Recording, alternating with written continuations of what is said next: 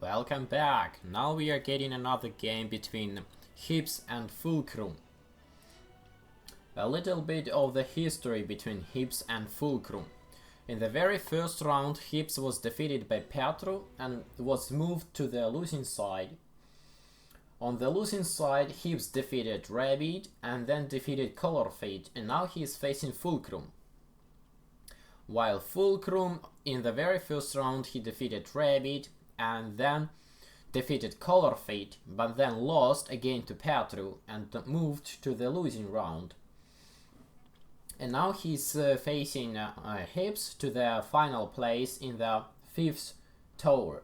And in the 5th tower he's going to play against a SecretPlayer or Mad, if Mad is able to defeat SecretPlayer.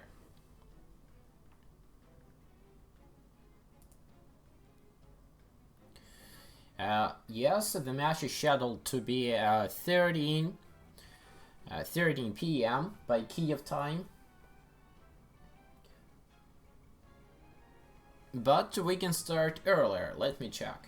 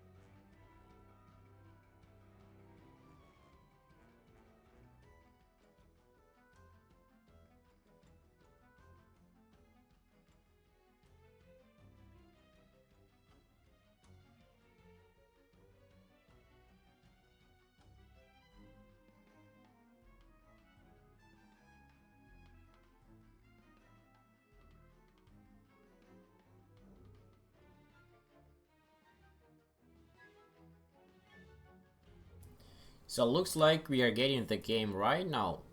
Only waiting for HYPPS to click this magic ready button.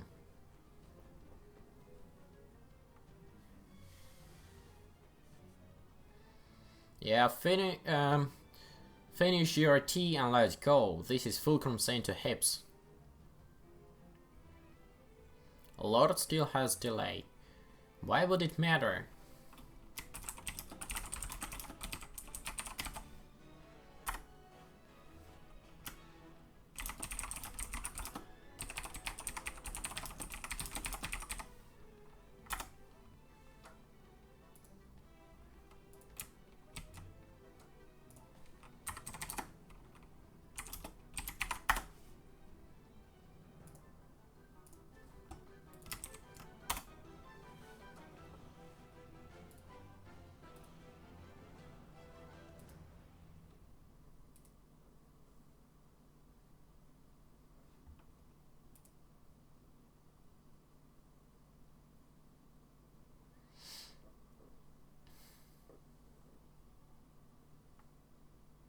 Something going on. They are trying to fix the Russian stream, I believe. And now we are waiting for Fulkrum and HYPPS to get ready and start the fight. This time they are playing as Hungary, and this is also best of one game, so whoever wins moves forward, whoever loses leaves the tournament.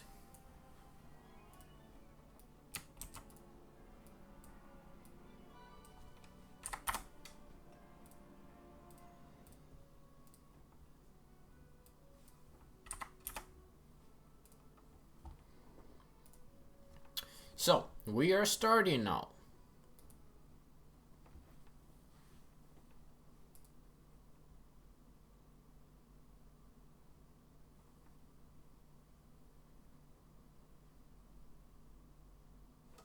Guys, who do you want to win, HYPPS or Fulkrum? They both lost to Petro. HYPPS lost in the very first round to Petro, while Fulkrum lost in the 3rd round.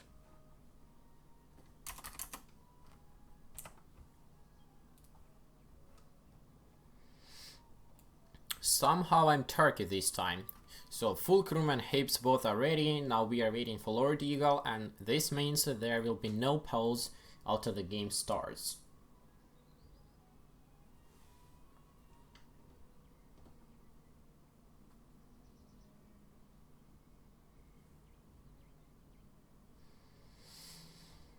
Another long delay from Lord Eagle. It's fine though, we can wait for him.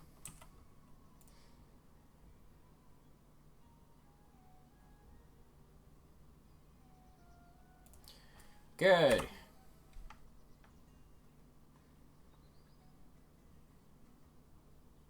Defeat. And now we can start to look at the fight. So they both are playing as Hungary. Lord Eagle has also deleted his peasants, and he is going to observe the fight. And the peasants are starting to build by an accident blacksmith before the market, so this means Fulkrum will get the market slightly later, but it still should not be crucial.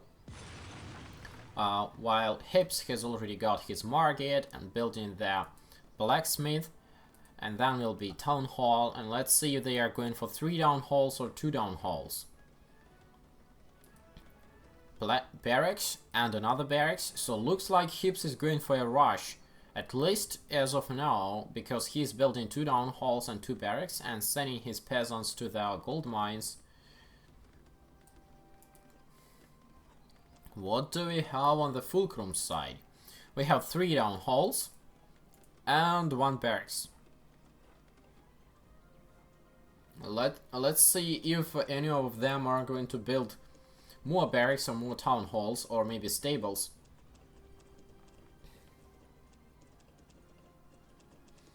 Kazaki Org saying that nobody has a chance with the HYPPS. Let's see, because HYPPS already lost to Petro, and if he wins here, he might very well be facing Petro once again.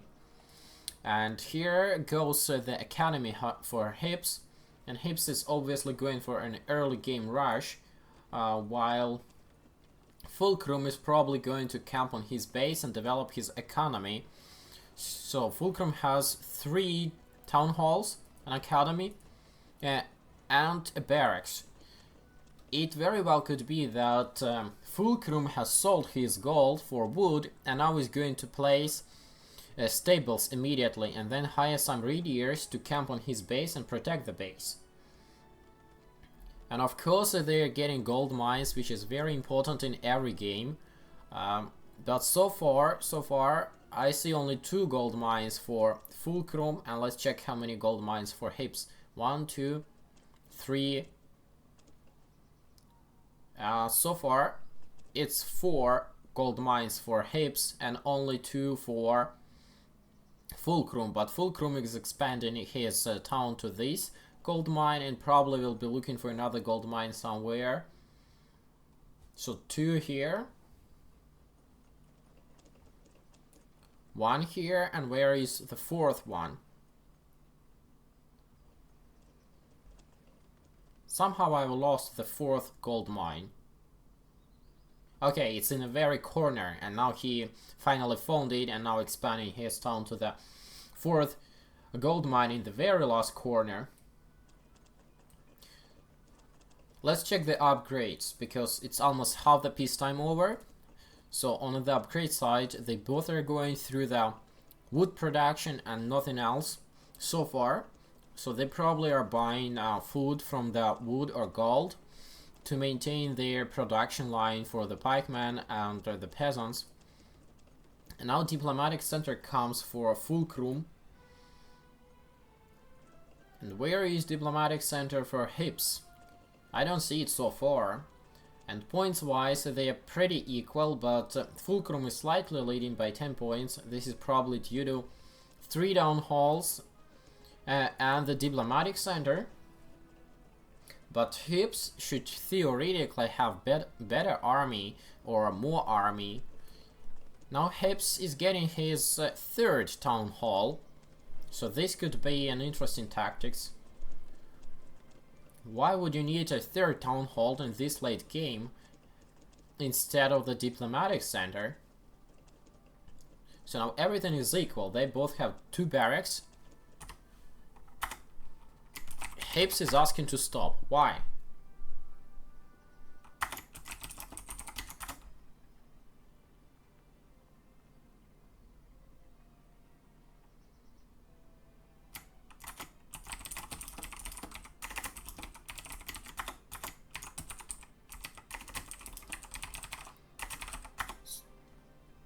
HYPPS is complaining about some mine bug when he lost 15 peasants, and I can't understand what's happening here.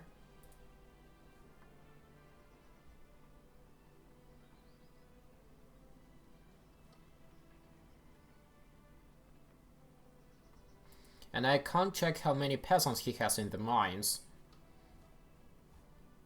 And I'm not sure about which mine he's talking about. Okay, so saving replay for sure. So it's HYPPS versus Fulkrum.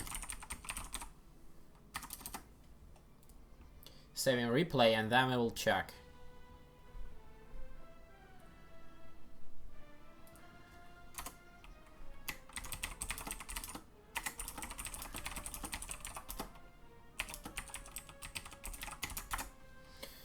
HYPPS is complaining about the peasants inside the mine, so he says that he's found there for like 10 peasants while there are only 5 peasants.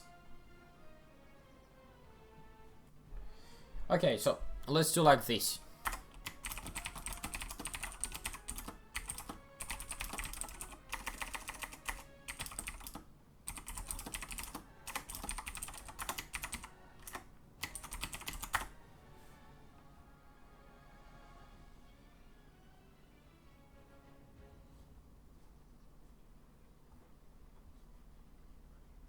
Let's wait for the response from HYPPS. So HYPPS saying that he's sending replay in Discord to the developers and Fulkrum.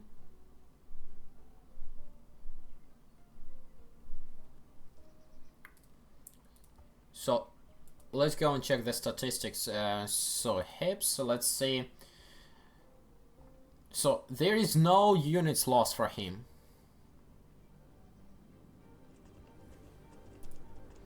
So everything seems to be okay. I don't know what's happening, but now everything seems to be okay.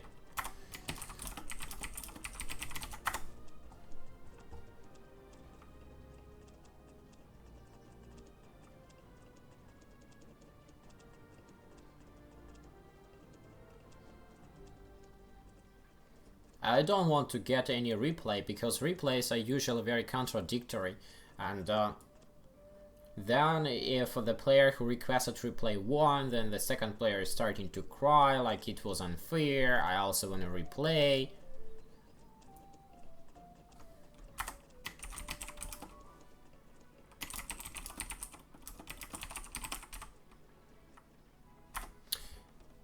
Meanwhile, HYPPS is getting stables and diplomatic center. Probably I was wrong, and HYPPS is not going for an early rush because he has got 3rd town hall and getting his diplomatic center very late. It's only 2 minutes of peacetime left, and he just started to produce his siege Cossacks from the diplomatic center.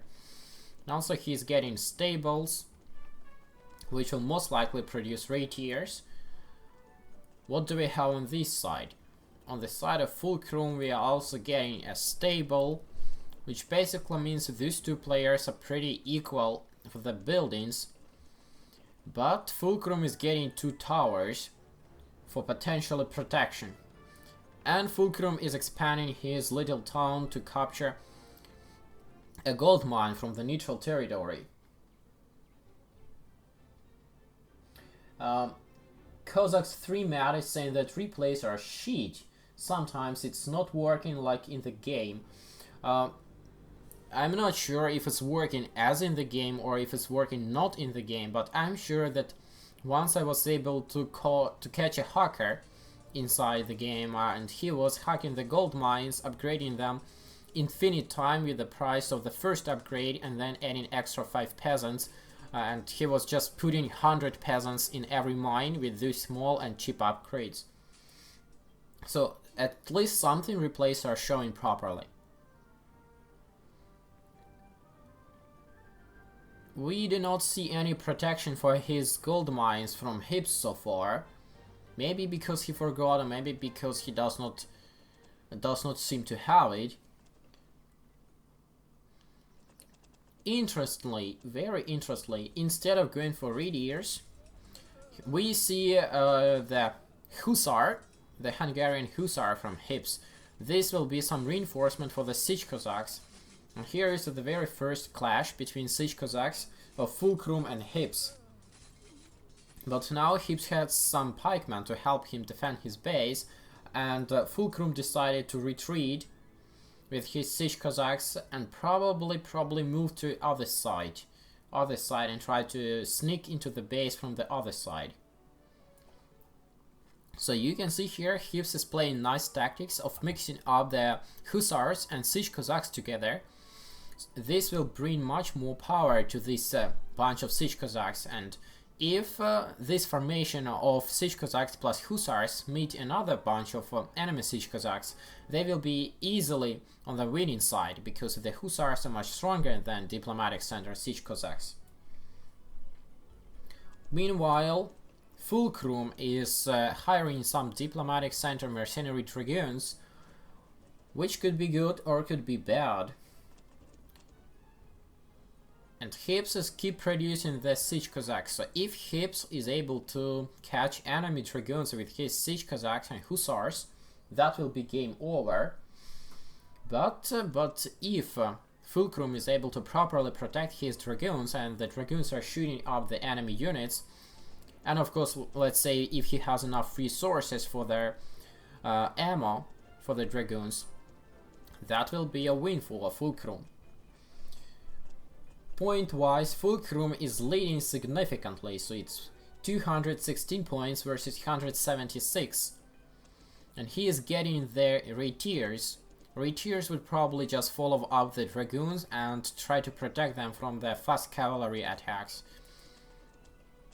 And here are 2 stables for Fulkrum, and how many stables for HYPPS? 3 stables for HYPPS. And all 3 stables are producing the Hussars.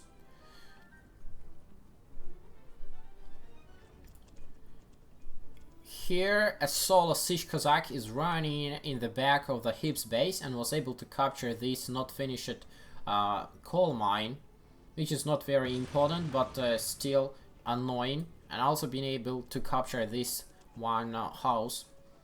Not important, but annoying. And Fulkrum is playing dirty, capturing more gold mines on the neutral territory and protecting it with Raitiers.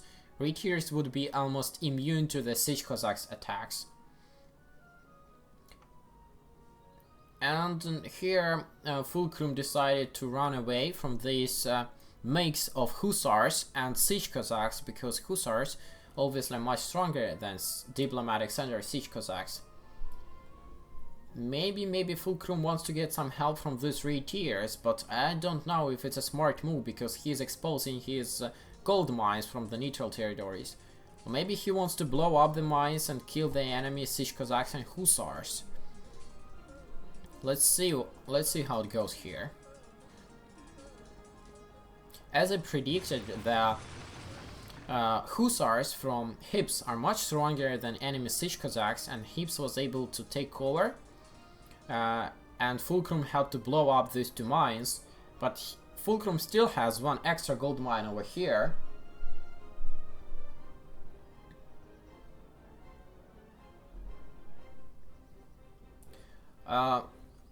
Cossacks 3 mad.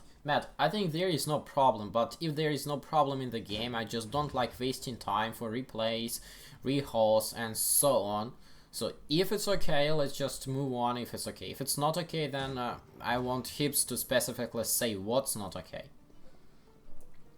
So HYPPS was able to get a sneaky upmarch with his Siege Cossacks and Hussars, capture at least 1 gold mine and 2nd gold mine. Here are also some Siege Cossacks and Hussars are following up. And here he's trying to kill enemy retiers and then probably rush into the enemy dragoons. Yes, exactly what I've said. And if he's able to kill here dragoons, it will be very big and maybe devastating damage to Fulkrum, because those dragoons are expensive, and until you lose all of the dragoons, you are not able to rehire dragoons. And what we see here, that HYPPS was able to catch enemy dragoons while they've been unprotected and almost kill all of them using his Hussars and Siege Cossacks. So let's go to statistics and see how many lost. So Fulkrum, let's see, Dragoons 18th century lost 51 Dragoon and hired 68. So it's almost all of the Dragoons are lost. About 70-80% of the Dragoon been killed by Siege Cossacks and Hussars. Let's see how many Hussars HYPPS lost. He lost 27 Hussars. Not too few, not too much, but I think it was probably fair exchange. And now Fulkrum is trying to make a sneaky moving attack with his archers and pikemen, and is able to catch here some of the enemy Siege Cossacks and the Hussars. I think it was a stupid move by HYPPS, or he was just not able to properly control his cavalry, and he lost many Siege Cossacks and Hussars in this small confrontation, because of the pikemen of Fulkrum are probably very much upgraded. And now HYPPS is getting ready for defense with his own pikemen. Before the fight starts, let's check if they have the cuirass upgrades. So Fulkrum has got the cuirass upgrade and the stone production upgrade, while HYPPS decided to go through the cavalry production upgrade instead of the cuirass. Cuirass is useless for Siege Cossacks and Hussars, because these are not armored units. But cuirass would certainly help to his pikemen. And Fulkrum is here playing nice, destroying some enemy mines. Fast cavalry here wiping out the archers, and only this formation of pikemen left. Now there is no mines to blow up, and Fulkrum is going just right ahead, but I think he will lose this formation. But this is a nice sneaky maneuver with the retiers, which are almost entering empty base, and they are going to wipe out some of the peasants of HYPPS.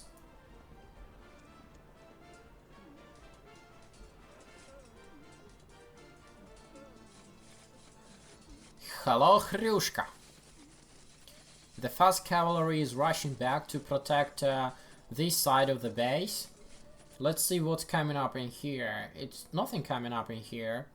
Fulkrum decided to retreat with his formation of pikemen and taking a huge formation, or maybe two formations, of HYPPS pikemen out of the base, and trying to attack with his cuirassiers.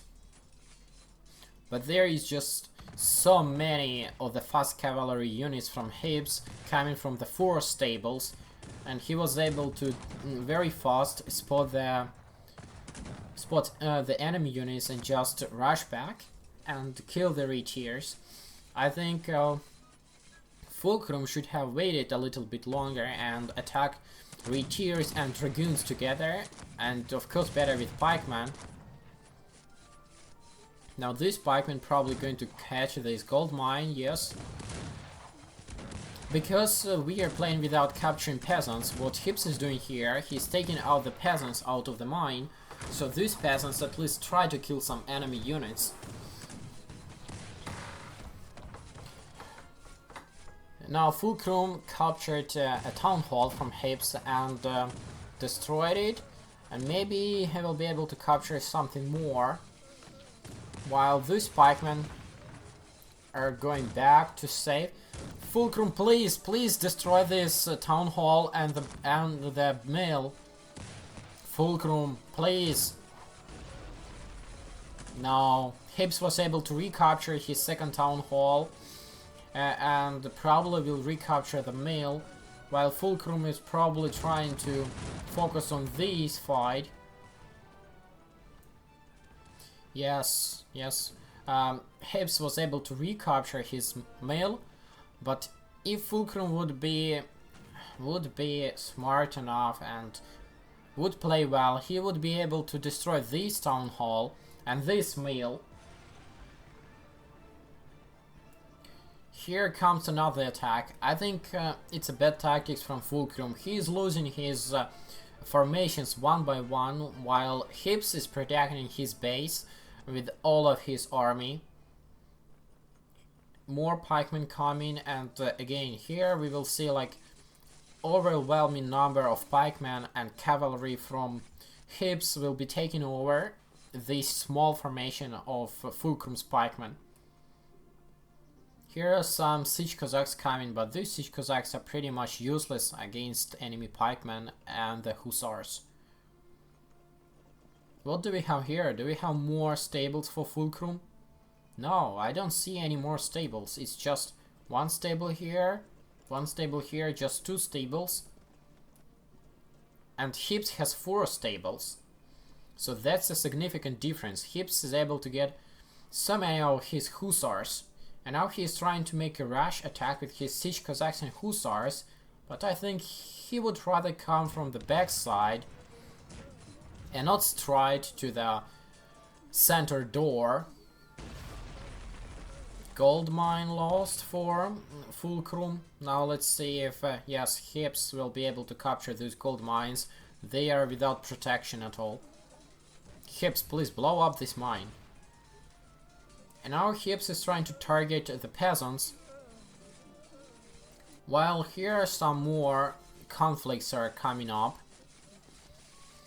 Again, we can see that raiders from Fulkrum are fighting solo against enemy pikemen and enemy hussars, and pikemen are just following up.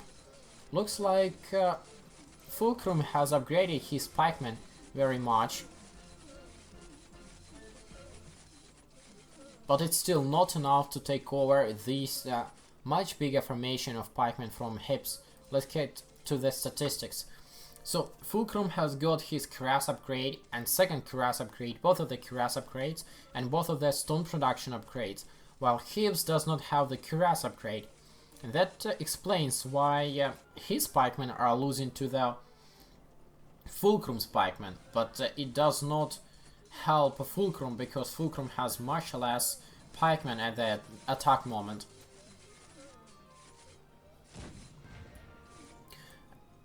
Now we can see that the towers are starting to shoot at the enemy cavalry, and it may happen that the towers are killing their own units because of the splash damage. Still here some hussars are running and making some damage, killing off the peasants, capturing the storehouses and the mines. 1, 2, and probably here 2, at least 4 mines lost to this raid from hussars and siege Cossacks. But what's going on here? It looks like Fulkrum was finally able to take over with his formation of pikemen, and that's gonna be it. Unless HYPPS can magically do something about it, because Fulkrum's pikemen are much more superior compared to HYPPS pikemen. Now HYPPS is desperate, and he is getting the 18th century dragoons, trying to save his base, trying to get a second mill or another mill, and he's losing his market, his blacksmith, and again lost this town hall.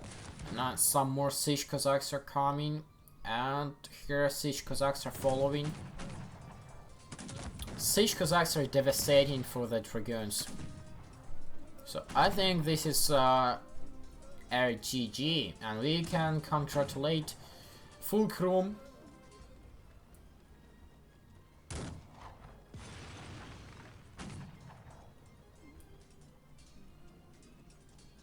Burn blacksmith, burn, yes. I think it's game over if Fulkrum is able to advance with his pikeman before HYPPS has any more units, that will be game over, but it's still some time left before these devastating pikemen arrive to the base of HYPPS. Let's see if HYPPS is getting his cuirass upgrades. No, HYPPS probably short on gold, so he's not able to get the cuirass upgrades.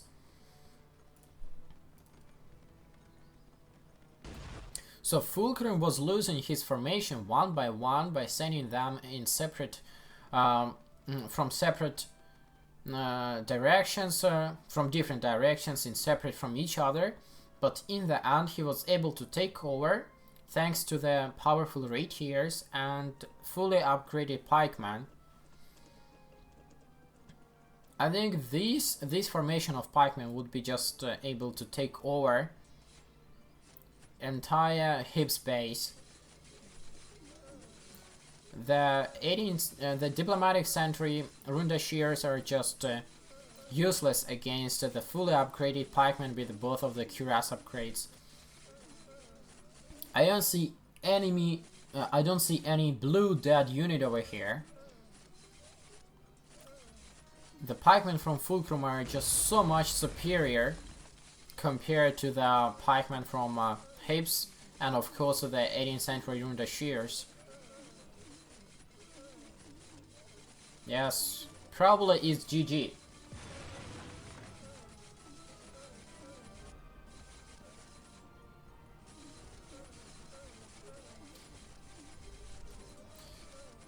It's too sad, and I think the biggest mistake was made from HYPPS was the Hussars and not the rapiers.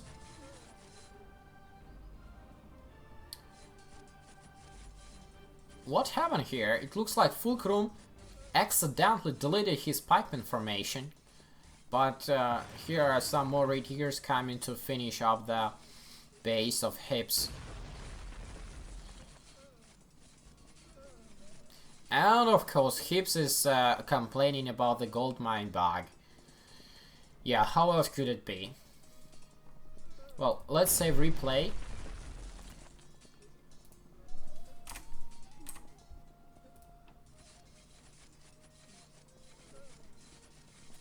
I don't mind replay, Fulkrum is saying. Let's go for the statistics.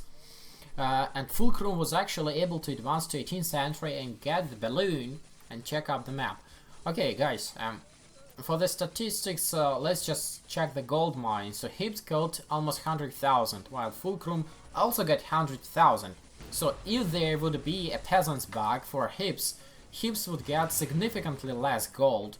So from the statistics wise, it's very equal. Both Fulkrum and HYPPS are getting very equal amount of gold, while Fulkrum also got extra gold mine over here, and at some point of time he got 2 extra gold mines over here. So I will probably just go to the main menu right now and try to load the replay, and let's see what's in here.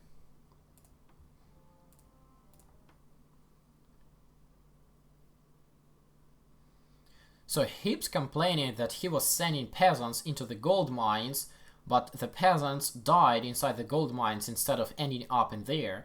I don't know how that is technically possible, but he was saying so.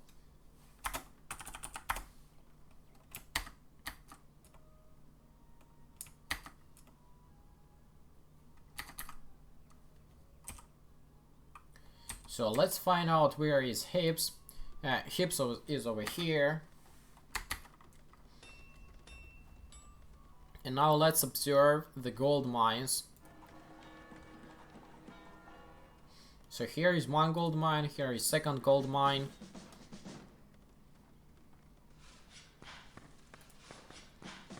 So 2 gold mines already, and he's probably going to make some upgrades to the gold mines. Not so far though, not enough gold.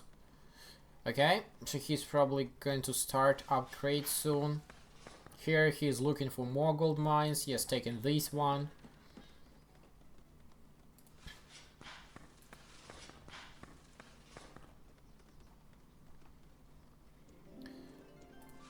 Okay, so here comes the first gold mine upgrade, and Now it's supposed to be able to hold 5 more peasants.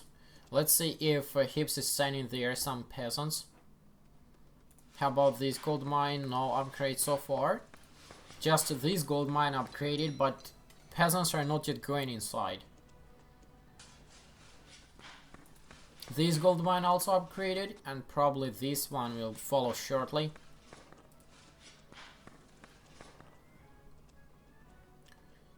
I don't see peasants coming to the mines.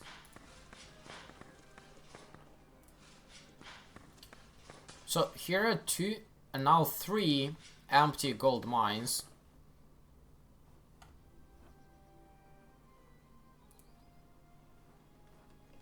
So this one is empty, this one is empty.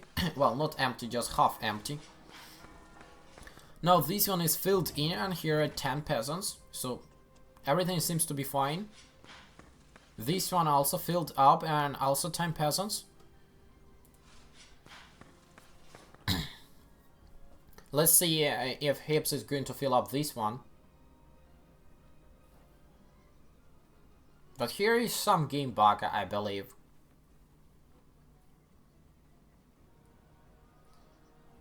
Well, the replay is buggy, I believe, because it's all stopped. Yes. Okay, so let's try to save to check the second replay.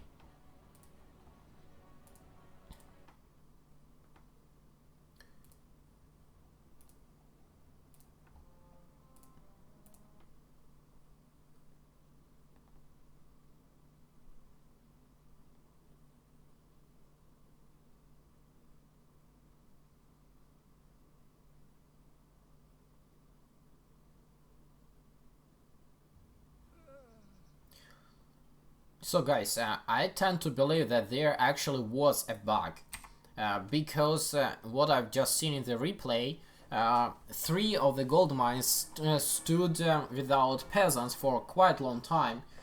So it could very be that the bug was there. Now the question is, was it actually there? I tend to believe it was, because the replay is buggy and it actually hangs, so I cannot say anything for sure, but I tend to believe there been a bug.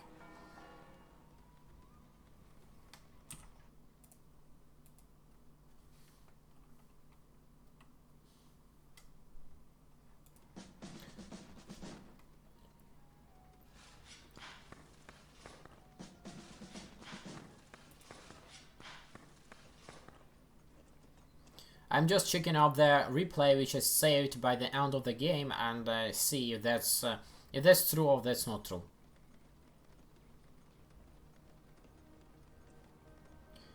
Okay, so let's go and talk to developers and see what do we do.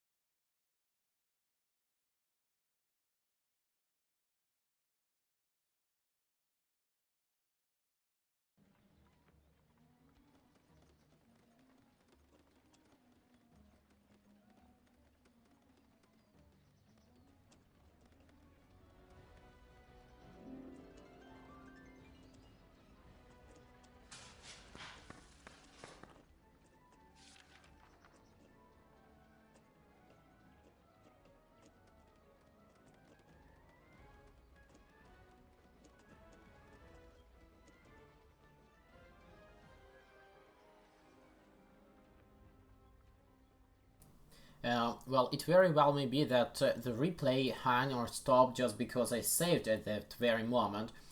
But let's just check with the developers.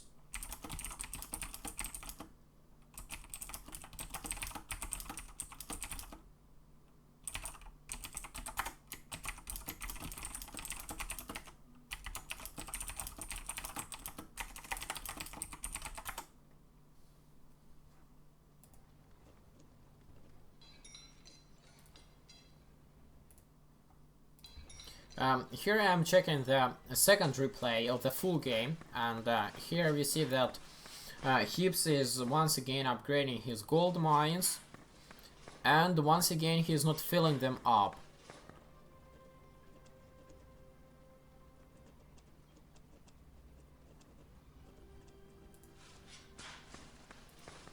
So now we have 3 gold mines upgraded, but not filled up, and HYPPS is saying that he was sending the peasants into the mines immediately. But as we can see from the replays, there have been no peasants coming to the mines. So this mine is properly populated with 10 peasants. Now let's see if these 2 are going to be as well. So this one is also properly populated with the 10 peasants. How about this one? Same thing happens here. The peasants are just going in, and 10 peasants. So seems to be good so far. And this is probably going to be the 4 gold mine upgrade. Where it is? It's over here. Yes, the peasants are coming immediately. And 10 peasants inside. Seems to be all seems to be fine for me. So when looking at the full game replay, it seems to be like there were no bugs.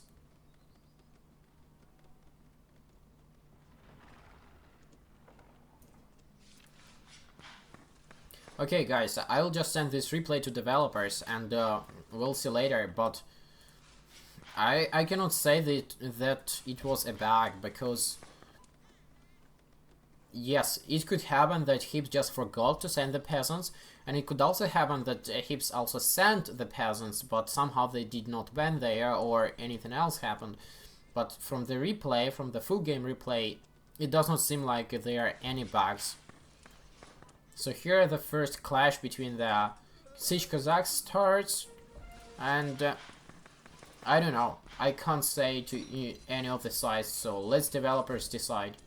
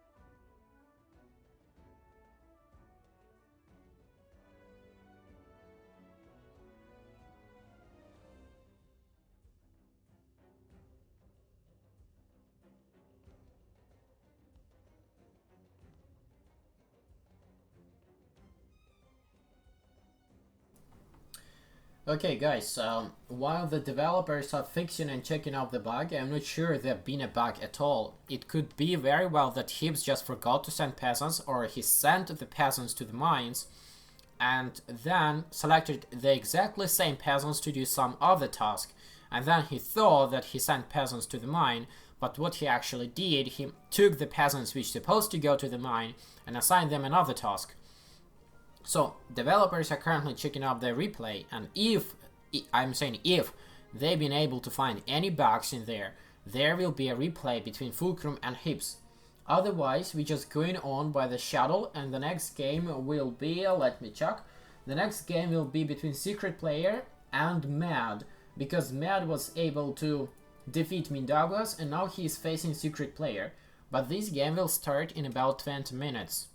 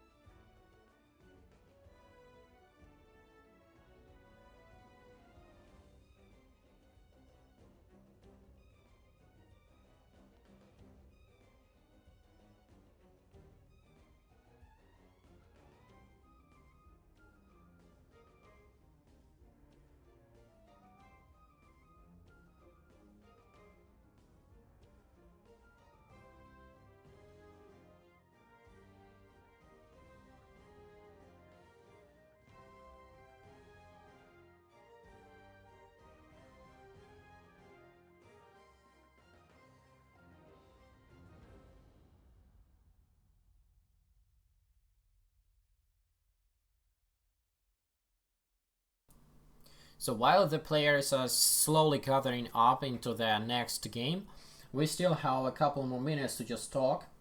And Bertrand Seluk is saying that he thinks that there been a bug at about 6 minutes gameplay, and later he sent more peasants to his mines, which could be the case, but I'm not sure, and I'm more tending to the no bugs version of this case, because it very often happens that you select your peasants, you click them to go into mine, and then you select these peasants to do some other task, and the peasants are just not going to the mine.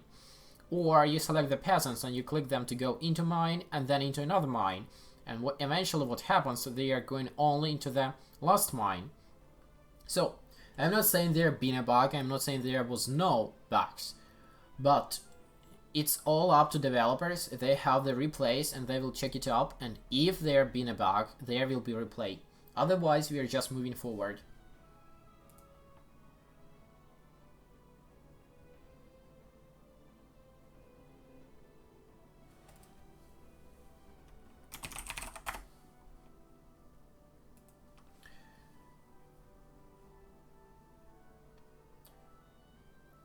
The next games will still be played with a delay, so I have to stop stream right now, put some delay and start it again, so you would have to wait for like 4 minutes for the stream to start back again.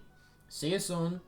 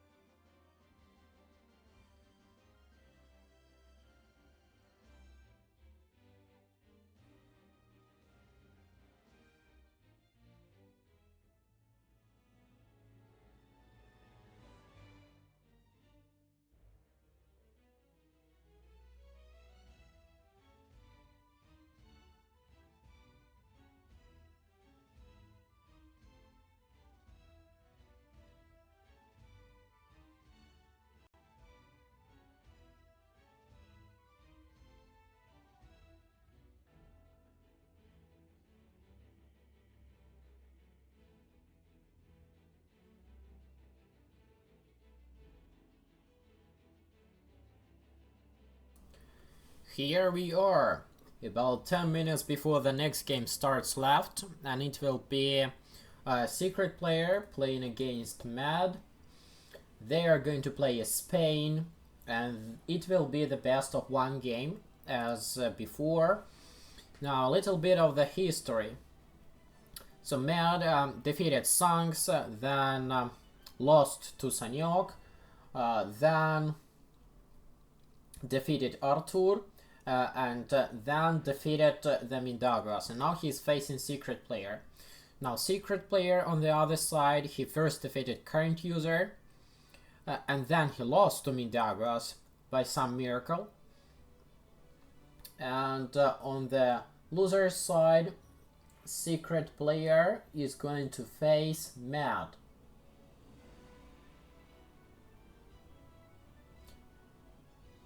No, I'm absolutely sorry. SecretPlayer won against Mindagras and then lost to Sanyok. So SecretPlayer first won against current user, then won against Mindagras, and then lost to Sanyok. And now he's going to the right side of the losers lower bracket, and now he's facing Mad. Mad today, of course, won the game with Mindagras, and now they are going to fight for their 5th tower place. And inside the 5th tower, they are going to face either Fulkrum or HYPPS. Of course, the game of Fulkrum and HYPPS is not yet decided to be accepted, or there will be a replay, but one of those two players will be facing SecretPlayer or Mad in the 5th tower.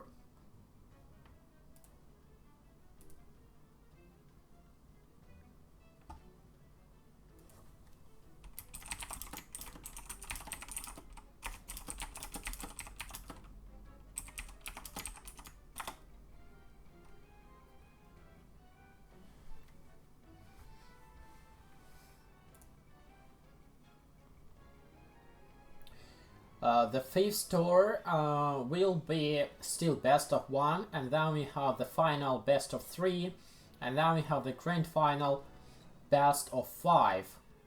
So I believe in the grand final we have Petro or Sanyok.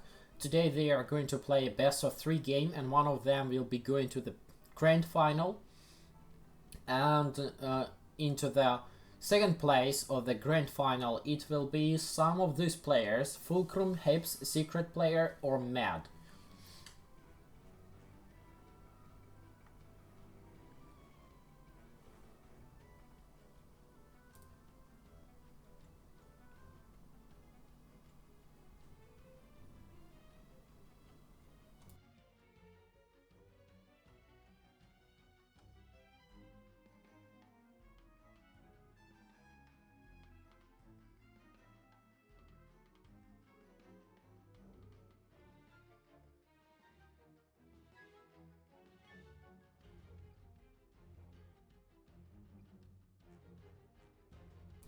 Seems like Mad is offline, which is not very good. Still we have about 8-9 minutes waiting before the game starts, so I hope he will show up in time and we will be seeing some nice games between these two great players, SecretPlayer and Mad. By the way, SecretPlayer is a member of One Shot Clan, and One Shot Clan has some good players such as Laxus, Aesop, and others.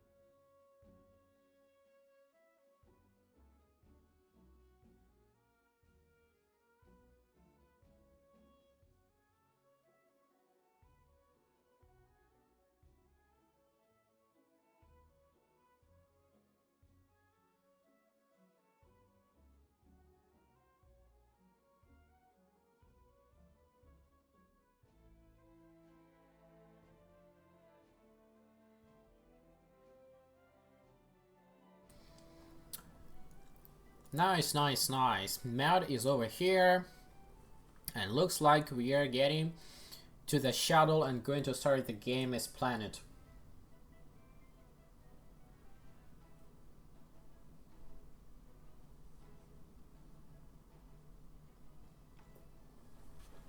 And here is decision from the developers.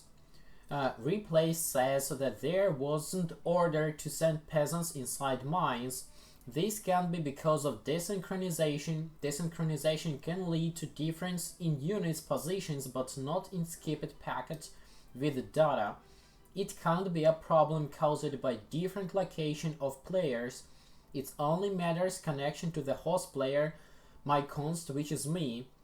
And through the debug logs I see there were no problems. And there were no orders. There won't be a rematch, I'm sorry. So, it looks like Fulkrum has defeated HYPPS, and as I said from the replay, it all looks like there have been no bugs. So I tend to believe that developers are saying the truth. So we do congratulate Fulkrum for winning over HYPPS and moving to the next round of the tournament.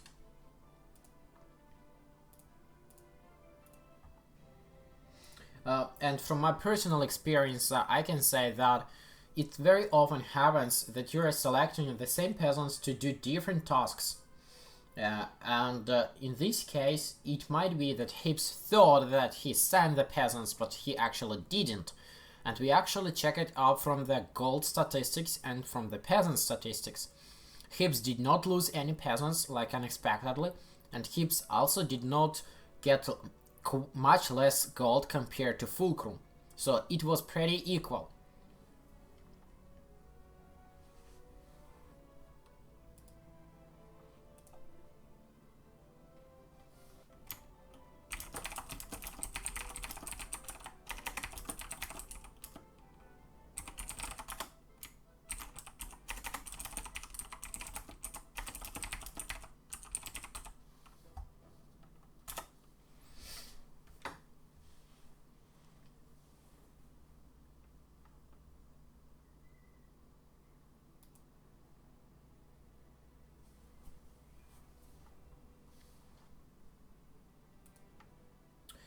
So we have 3 more minutes and then we have to start the game.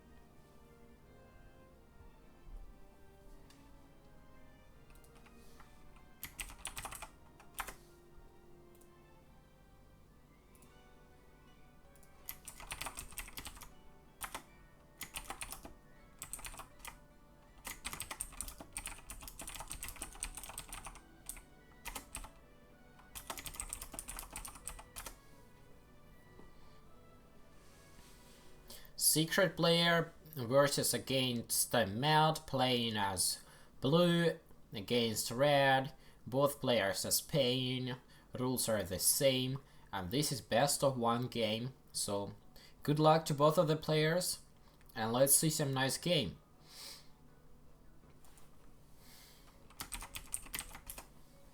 Mad is not answering though.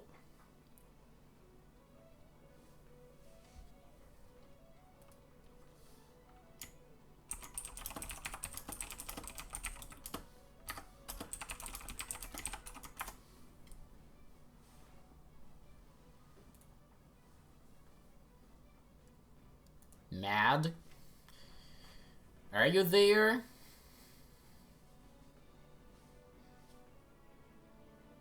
Okay, so Matt is back, and I hope we are getting to start.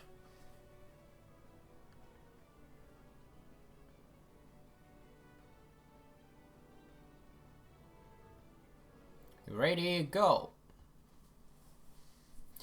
The game is loading, and since the decision between HYPPS and Fulkrum has been made, then this means that the winner between SecretPlayer and Matt will be facing Fulkrum in the 5th tour for the best of 3 final match.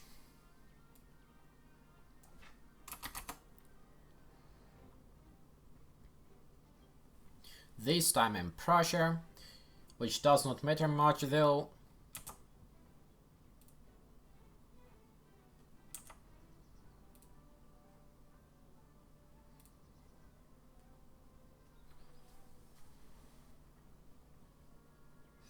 GG SecretPlayer, this is Konzio saying. Yes, GG to both of you. To Mad and SecretPlayer, both are good players. Both are smart players and strong players. Let's just hope there will be no delays, no bugs, nothing. Just a nice, good game.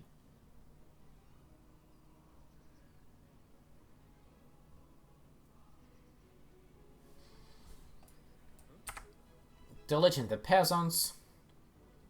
And the game is about to start. Both of the players are pretty equal. But what do we see? SecretPlayer is not rushing for the market. He is going for 2 town halls immediately and then the mill. And we can see that he is placing the mill slightly far from the town hall. This means he wants to get more space for the field to harvest more food. What do we see from Mad? Mad is following the traditional tactics when you go for town hall, then market, and then another town hall, blacksmith, and of course gold mines. 3 town halls. So Mad purchases some gold. He maybe sold some gold, but most likely not. Sold his iron and coal for stone and wood.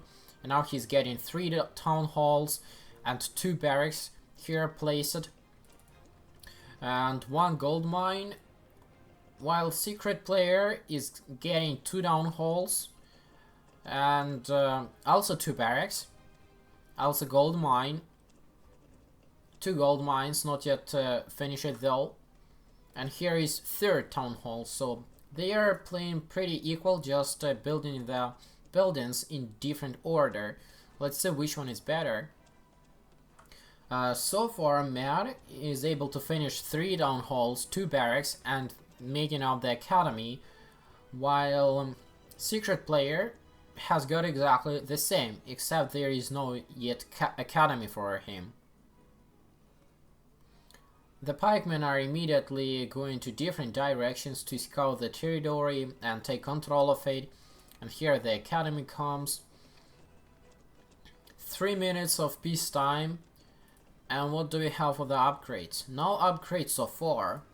What do we have for the peasants? So SecretPlayer has 45 peasants, and Matt has 43 peasants, so this is a slight difference between the time when you build your 2nd town hall. First you go for 2 town halls and then barrack and then market, or you go 1st town hall, then market, and then 2nd town hall. So SecretPlayer has maybe 2 more peasants, which is not significant at all. And Mad is producing pikemen, trying to hide it in this little forest. Spain has probably the best pikeman in the game, called Cossacks, or yes, Cossacks. And now Mad is trying to send his peasants probably into another mine. Yes, okay, so this is another gold mine, and he's capturing this one. No food production for him, and he's spying here for enemy territory and enemy mines, or maybe just neutral mines, while SecretPlayer is staying on his base and not going out yet. And I think it's time to get some peasants from here and send to some other place because it's a bit overcrowded over here. Let's see if they got the wood production upgrades.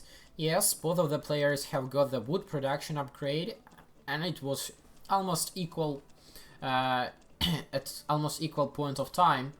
SecretPlayer was slightly behind, but it does not make much difference. Both of them are focusing on the wood production, so let's see, 11,000 of wood for Mad, and 14,000, almost 15,000 for SecretPlayer, so slightly more for SecretPlayer, which is very insignificant.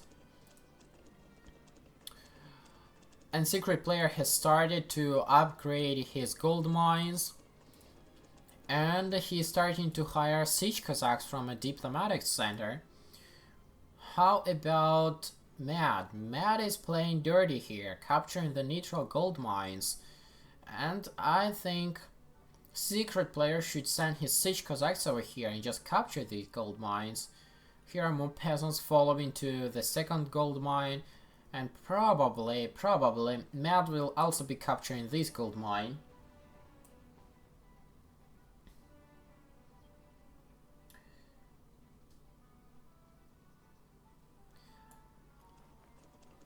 Council saying that we all know that SecretPlayer is not good at raids, and if Secret attacks at 10 minutes, Mad will lose.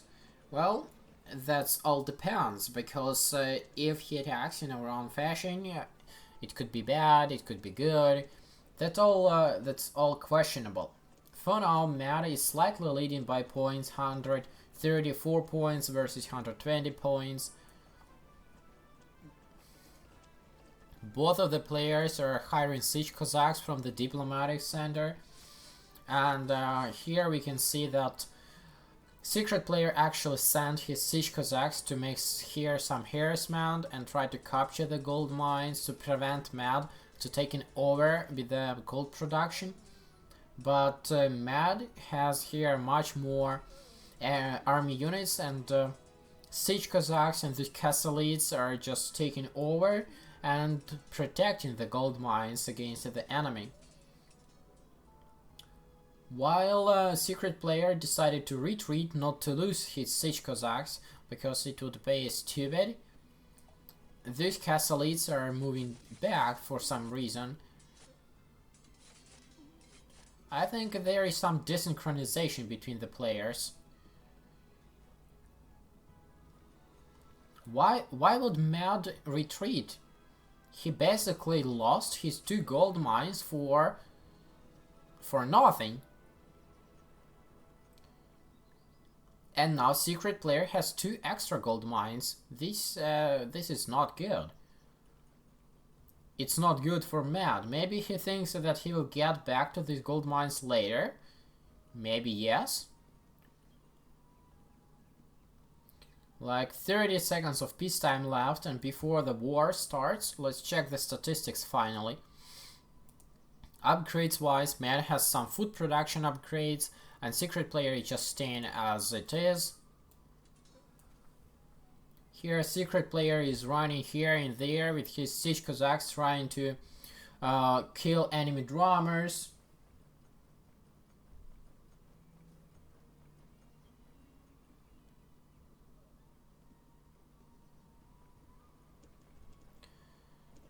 Mad is trying to make some changes inside his army location and taking the Cossacks to the center of the army and trying to protect from the different sides against this huge, not huge, but big amount of siege Cossacks.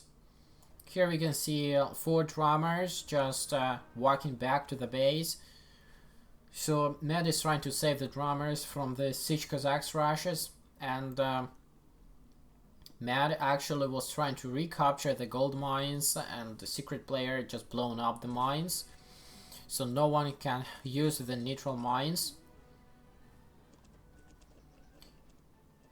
This place of wood production is certainly overcrowded, and SecretPlayer should have sent like half of these peasants to some other place, for example over here, or just for the food production instead of buying food. What we see here is just some clashes and random run here and there between siege Cossacks, which is not very interesting to observe, but it's a very tactical and it's very annoying, and it's very difficult to control your siege Cossacks and attack when it's necessary, then retreat when it's necessary. Mad is trying to get here some towers to protect him from the side attacks of siege Cossacks, and he is also getting 2 more towers on top. Let's see if SecretPlayer has any towers. No, SecretPlayer is playing aggressively, and looks like he's not scared or worried about anything, because entire army just moved towards the Mad's base, and if at this moment Mad is able to flank this army and just enter the base of SecretPlayer, that would be a very nice turnover. Meanwhile, SecretPlayer is losing his siege Cossacks over here, probably just not being able to properly control them, and siege Cossacks decided to go into the fight and all died to enemy pikemen and enemy siege Cossacks.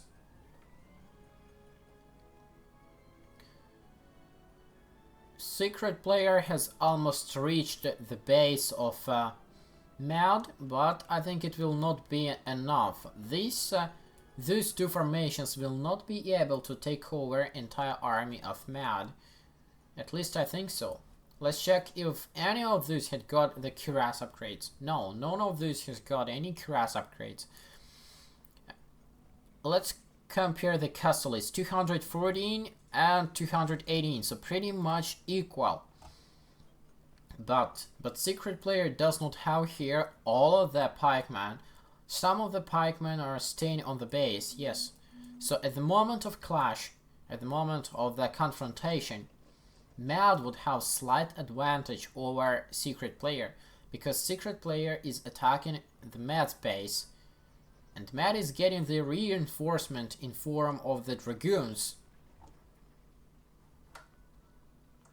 Also, there are some towers, and if SecretPlayer is just going through this front gate between the towers, he will be losing like 10-15 units to the tower shots,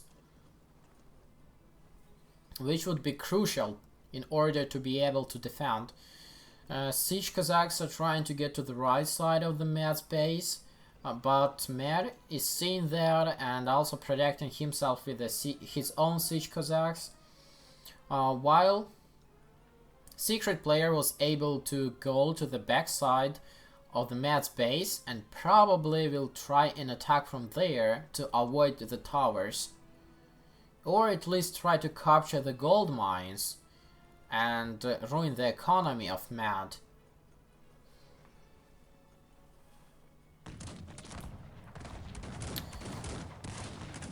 Now we can see here that SecretPlayer finally decided to go for an attack, and I don't see how he could win here unless if SecretPlayer has much more upgrades. Let's quickly check. Yes, SecretPlayer has got 2 cuirass upgrades, and now his pikemen are much superior compared to the Mad's pikemen. And here the towers are starting to shoot. At least 5 pikemen dead in here. And at least 5 pikemen dead in here, and the towers are just shooting the pikemen. But SecretPlayer should just blow up that town hall and the academy. And now SecretPlayer is getting back to try to capture some more buildings. But SecretPlayer, why you do not blow up the academy? Yes, the town hall has blown up, and now and here something interesting happens. The siege Cossacks are trying to attack the base of SecretPlayer, but siege Cossacks is not enough, I believe. And Mad is running away with his peasants, with his dragoons and some archers, and also running away to another place, while SecretPlayer's pikemen are just taking over the entire base of SecretPlayer.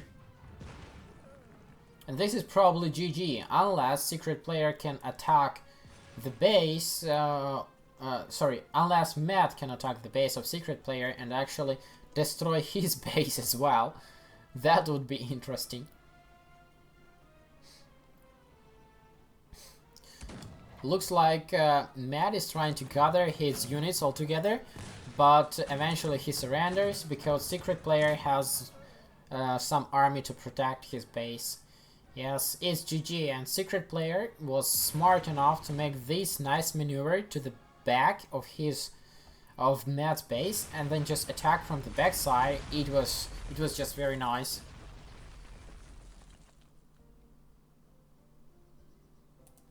Let's go to the statistics. So no much upgrades made, and SecretPlayer was just saving, and then got the 2 Cuirass upgrades for his Cossacks, and then just attacked. Let's save replay, and it was SecretPlayer versus Mad.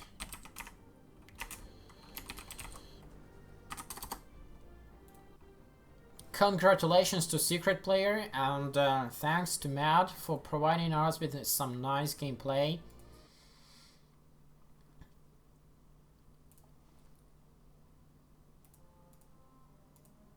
Let's see what do we have for the next game. So SecretPlayer took over Mad, and now the next game is supposed to be Sanyok versus Petro, and that will be best of 3. The game should start in half an hour.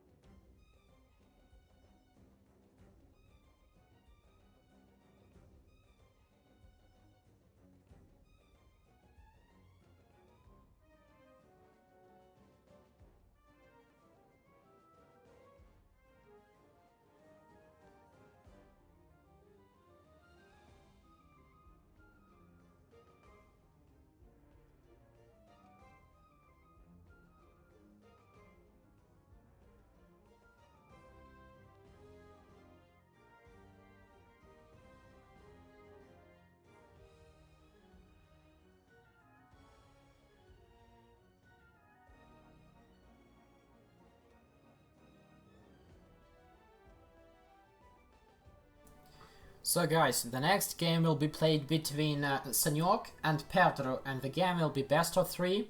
They will pick and ban some nations to play. The game will start in half an hour, and for now we have some short break. I will be back to you as soon as the game is up.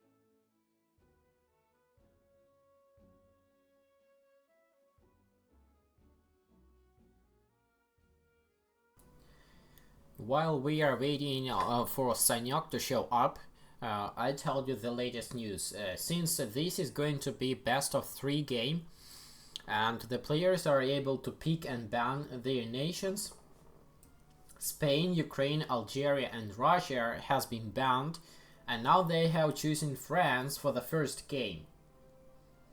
We will see what will be for the second game.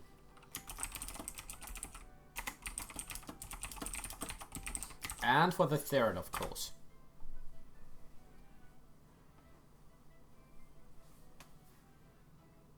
Matt is saying that HYPPS is more than Conda, and Conda is more than Sanyok, while Sanyok is more than Secret, and Secret is more than Patru, and Patru is more than all players, and all players is more than Mad.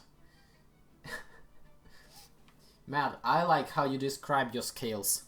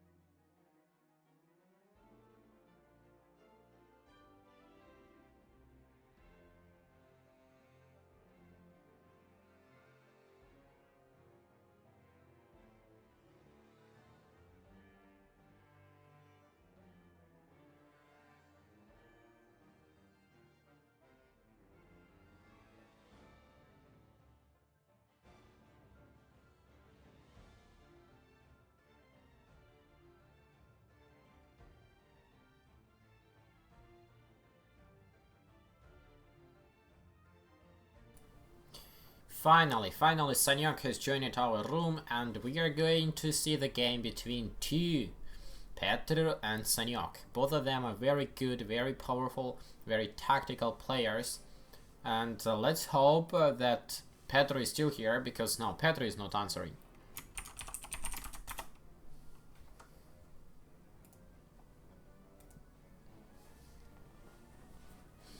So we have been waiting for Sanyok, and now we are waiting for Petru. Looks like Petru is here. He's asking for something in Russian. I could not read it, sorry.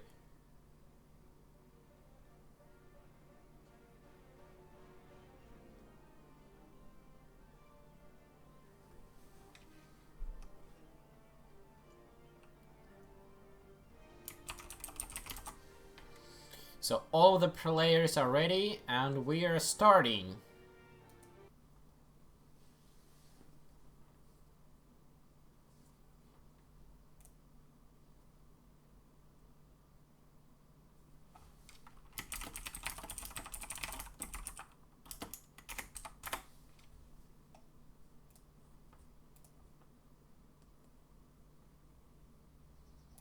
Somehow I'm Ukraine this time. Most likely we will be waiting for Lord Eagle once again. Sanyok is here. Now we are waiting for Petru.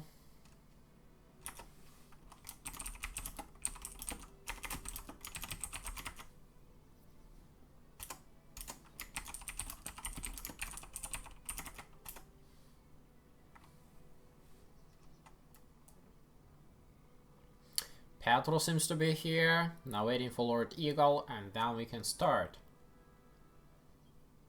Yes, Petru is here. Nice.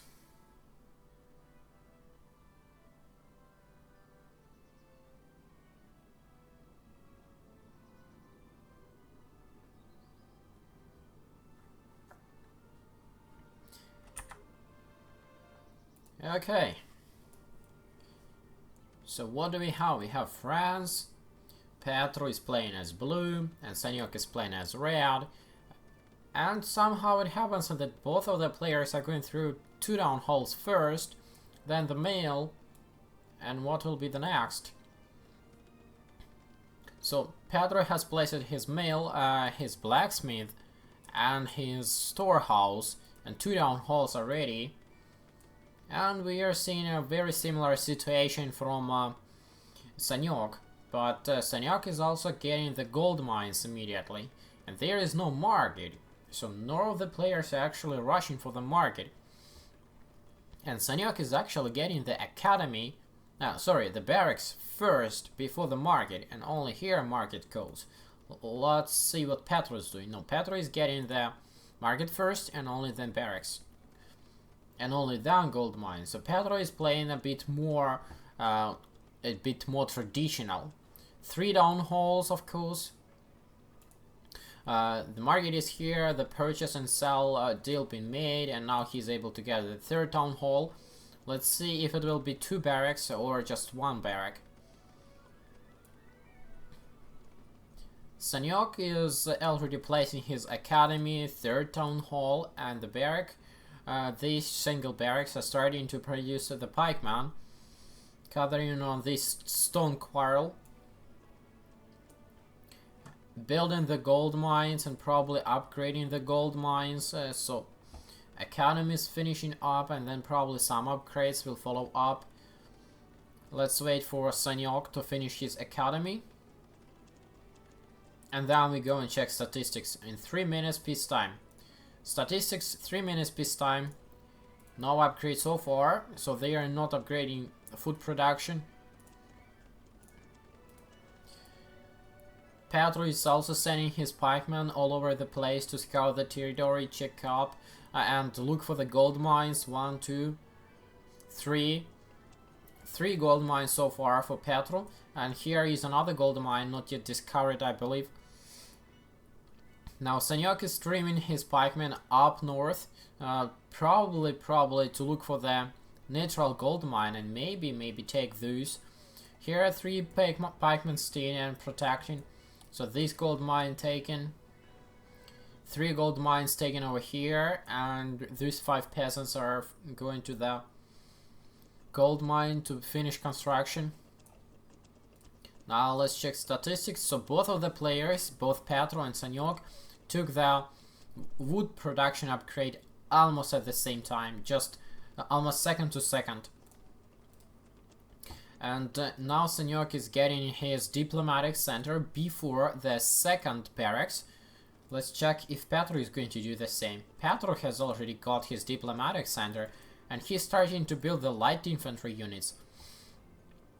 As I said many times in the previous games, I think light infantry units in the early game is better than Rundashirs, because light infantry units, they are very weak against bullets, but they are much better in melee combat compared to the Rundashirs, so it makes much more sense to get the light infantry units instead of the Rundashirs in the early game.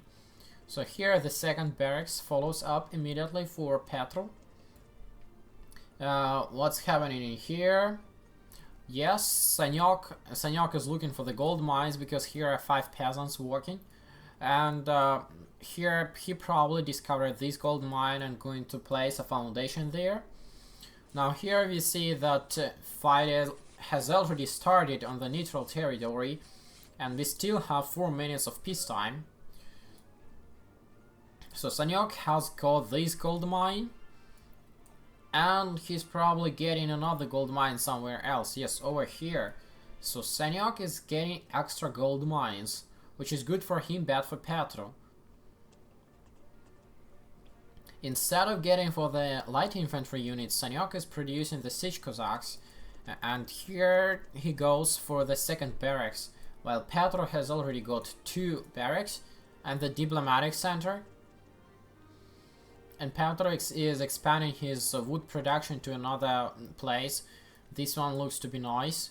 Let's see what's here. Also not a bad place, but I think he here wasted some wood, placing the diplomatic center right in the wood. Finally, he was able to find his 4th gold mine and sending the 5 peasants to there. And because of this extra gold mine and this extra gold mine, Sanyok is leading on points. Sanyok has 145 points versus 120 points from Petro. Now Petro is sending his light infantry unit somewhere. Maybe he's sending it to there. I'm not sure. Hi Color Fate, you're finally able to wake up. 3 down holes for Sanyok and a stable for Sanyok. Let's say yes, Sanyok is getting retiers from the stable. Let's see if, and he's building a tower over here, defensive tower. Here are some light infantry units just walking by, and Sanyok killing them with siege Cossacks, because these units are not even protecting themselves. They are just walking and dying. Probably Petro forgot to order them to move and attack, and just said move. And while they've been moving, siege Cossacks attacked and killed almost all of them. So Sanyok here is taking some lead over. And Petro was able to kill those pikemen over here. But this gold mine is still staying here. So Sanyok is still getting more gold compared to Petro. And here Sanyok expands to another gold place. And Petro is sending more light infantry units, probably try to capture these mines. Now Petro is destroying those storehouses and taking his peasants to the stone production. This is a bit unexpected. Let's check the statistics. So Petro has got 2 stone production upgrades. That's very fast. The peacetime just finished, and Petro has both stone production upgrades, and he is moving for stone production with his peasants. I think he should be splitting up these peasants in 2 parts and going for 1 stone place up, which is probably what he's doing right now. No, he's sending this bunch of peasants to there. What should we do in here?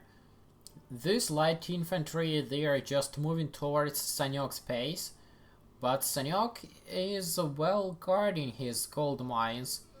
Here, the light infantry units are following the pikeman, and these Sanyok was able to save his gold mine, but Petro sees the trick in sending one of the light infantry units to actually capture the gold mine. So now the gold mine is going to produce some gold for Petro. Here we see some retiers and some siege Cossacks running here and there, but this is just a chain of siege Cossacks coming to the base of Petro.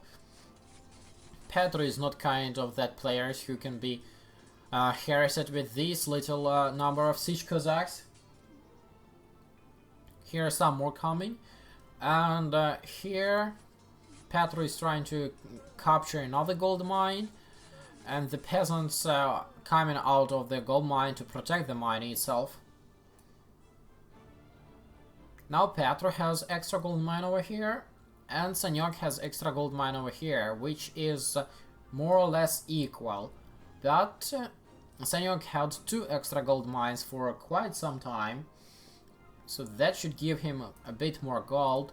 Let's just check the statistics. So, what do we have for gold? Gold 17,000 for Petro and 37,000 for Sanyok. Yes, that's significant. That's twice as more gold. But Petro has got 150,000 of stone, which roughly equals 10,000 of gold. So it would mean like 28,000 of gold for Petro and almost 40,000 of gold for Sanyok. Still, Sanyok is leading by gold. And Sanyok has also got some food production. Wood production is pretty equal, so that does not count. Here we see 2 pikemen killing each other, and Sanyok was able to take over. Probably he has more upgraded pikemen over here. Retiers are killing enemy peasants. Sanyok is making here a harassment with his retiers. But retiers are not that easy to kill. And Sanyok was able to kill almost entire stone gathering point.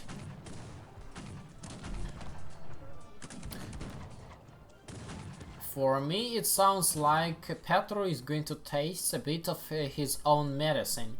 Sanyok is making harassment for Petro's base, attacking from different sides, capturing mines, killing the peasants. These retiers are much stronger, and the peasants were not able to kill even one single retier. And now Petro has to run here and there to protect himself against the enemy retiers, while these pikemen are advancing. Quickly check if any of them have cuirass upgrades. No cuirass upgrades so far. Let's see how it goes. Which pikeman win, blue or red? Looks like blue won, but just because it's been much more of the blue pikeman. So Petro is able to successfully defend his base without significant losses, if we do not count this gold mine. But Sanyok has got 2 extra gold mines.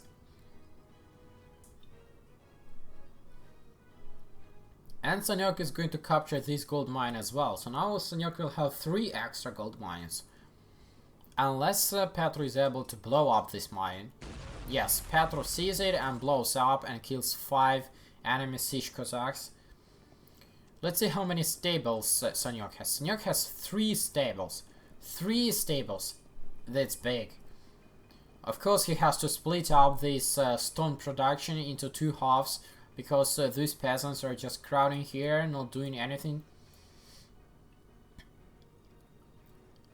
How about Petro? Is he going for stables at all?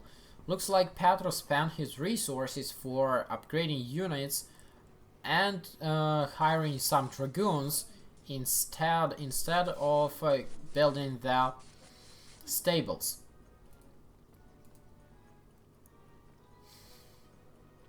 I do not see cuirass upgrade for both of the players, but Sanyok is switching to the stone production slowly as well.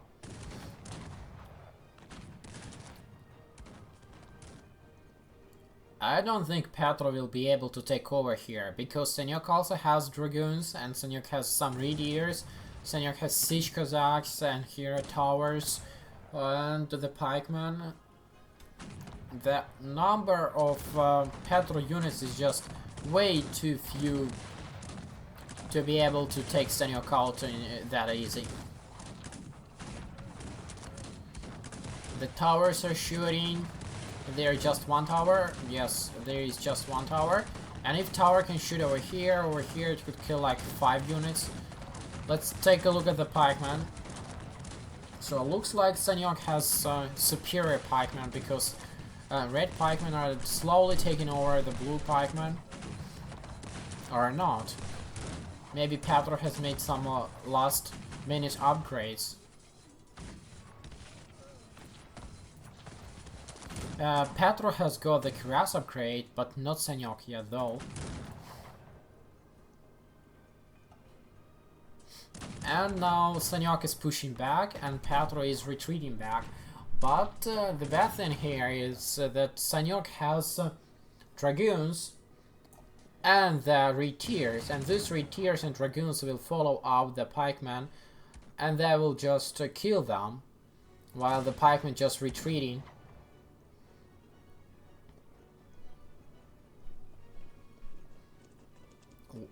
I wonder if Senyok is going to upgrade his cavalry production, or if he's going to get the 4th stable. Checking statistics. Nothing new, nothing new. Senyok is focusing on food production and stone production. But here we can see only like 3 or 4 peasants harvesting food. Now he's getting the coal, probably his lack of coal for the cavalry speed production upgrade. And here comes another fight. This time Petro has dragoons, and Senyok's pikemen are just following up, so Senyok is backing up not to lose his dragoons to enemy siege Cossacks and enemy pikemen. So nothing yet decided, but so far it looks like Senyok is slowly taking over.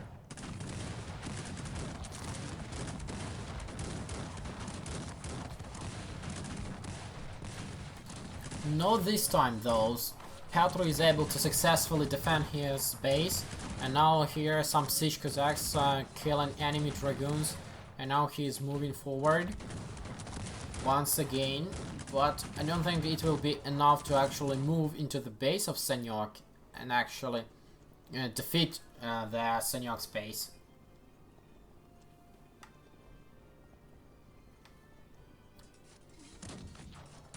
Still, Petro is trying to move forward, but these dragoons, where are these dragoons going? Probably Petro wants to capture those gold mines. No. I don't know, these dragoons are moving here and there, while Senyok is making some harassment here with the siege Cossacks, was able to capture this gold iron mine, take out the peasants from the iron mine and start here a fight. And the siege Cossacks are running for another mine, this time coal mine, not able to capture it. Captured this gold mine, probably going to take out the peasant from there as well. Petro tried to capture these 2 gold mines, but Senyok blown them up. And now Petro, how many gold mines left for Petro? Just 1? No, 1, 2, 3. Only 3 gold mines left for Petro. Here we can see that some of the peasants, they just not doing anything. They are just staying here. And Senyok is keeping this gold mine to gather some gold for him. But Petro was able to recapture this gold mine. Now Senyok is advancing with his siege Cossacks up north, and then probably to get an attack from the left side of Petro's base. And he still has 3 extra gold mines, or even 4 extra gold mines. 1, 2, 3, 4. No, that his own. He has 3 extra gold mines. And it looks like Sanyok is slowly going to the 18th century, because here comes the artillery depot and the cathedral. Here comes another Siege Cossacks rush to the base of Petro. Before that starts, slowly checking statistics. Yes, we'll go back to there. And another fight here between Siege Cossacks and peasants. Siege Cossacks are killing the enemy peasants. And Petro is trying to defend himself. Here Petro is losing his dragoons to the enemy Siege Cossacks, which was a not very smart tactic to move dragoons without any backup cover. Now Petro has switched to the Rindashears, which also makes sense, because Rindashears are much better to take damage from the enemy dragoons. Now, yeah, Sanyok is able to capture this gold mine once again, because this gold mine has very bad location. It's very difficult to defend and very easy to capture. Petro is also going towards 18th century, so we will be checking the statistics as soon as this Siege Cossacks rush is over. What's in here? Same thing once again, peasants are fighting against Siege Cossacks. Dragoons are also protecting the base. And Sanyok is collecting his rapiers and dragoons. I think this is going to be second pack of dragoons from Sanyok. And this army over here should be able to defeat Petro, I believe, because Petro does not have enough stables. He has only 2 stables, and he's going for the King's Musketeer, which is a very nice unit, but I'm not sure if it's the best choice. I would probably go for the rapiers still. So while nothing happens in here, let's check the statistics. So statistics wise, both of the players just advanced to the 18th century. Sanyok has got just 1 cuirass upgrade, while Petro has got 2 cuirass upgrades. Still, Sanyok has got the cavalry production upgrade. This means he will get like 1, 2, 3, like 6 stables versus just 2 stables of Petro. So the cavalry production is twice as fast, and he has 1 more stable. And here comes the threading army of raiders and dragoons. Also keep in mind that Sanyok has got 1 cuirass upgrade, or maybe even 2 by this moment. Not yet, he has got the shovel upgrade and the balloon, so both of the players can now see the entire map. And now raiders and dragoons are attacking from the top left side, while the pikemen are coming from the bottom left side, and from this side Siege Cossacks are coming. I'm sorry to say, but I think it's gonna be GG for Petro. Those raiders are just deadly. Raiders are able to get so many shots and still stay alive, and they have so many health points, so if Sanyok is currently healing up his points, then his raiders will be able to stay longer. Now Petro is trying to retreat back. He has superior pikemen, he has 2 cuirass upgrades. Checking faster, yes, Petro has 2 cuirass upgrades, while Sanyok has just 1 cuirass upgrade. That's why Petro has stronger pikemen, but I think it won't be enough to hold the base, because Sanyok has the dragoons and the raiders. And the dragoons are there just shooting up the pikemen, and raiders are killing the pikemen. So we can see here that Petro almost left nothing, but those raiders are just walking here, killing the units, and this new backup of dragoons and raiders are entering the base, and this is GG. Yeah, too bad for Petro, good for Sanyok. Let's save the replay. Sanyok versus Petro. First game. And let's check the statistics before I host the second game. So both of the players, they actually advanced to the 18th century. Both of the players got the balloon. And the Petro slightly faster switched to the stone production, I would say like almost immediately. Peacetime just finished and Petro was collecting stone. While Sanyok was keep producing wood, and that gave him some slight advantage, I believe, because he built up 3 stables much earlier. And stables, of course, require gold and wood. And another big advantage of Sanyok was those extra gold mines and those extra gold mines. These extra mines let Sanyok get more gold for stables and for everything else. And Sanyok was actually able to get 18th century barracks. Very nice played by Sanyok. Okay, hosting the second game.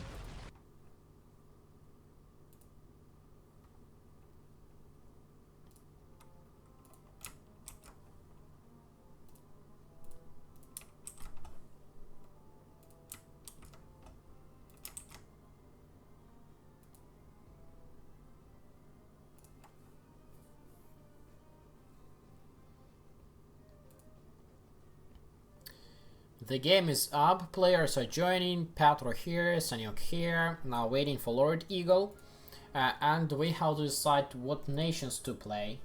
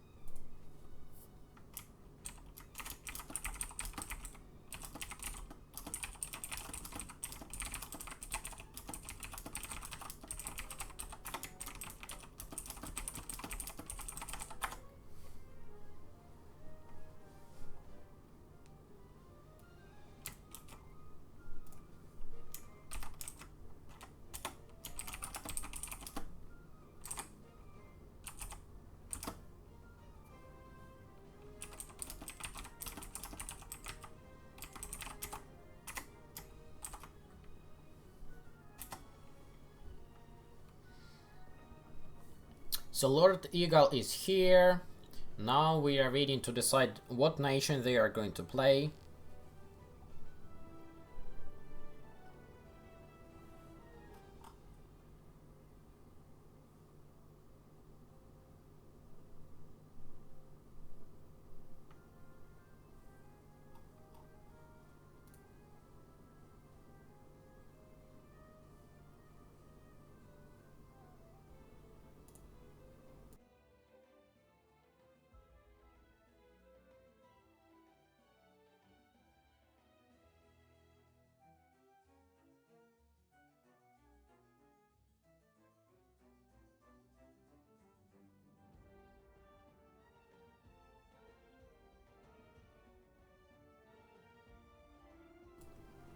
Okay, so the players agreed to play as Poland.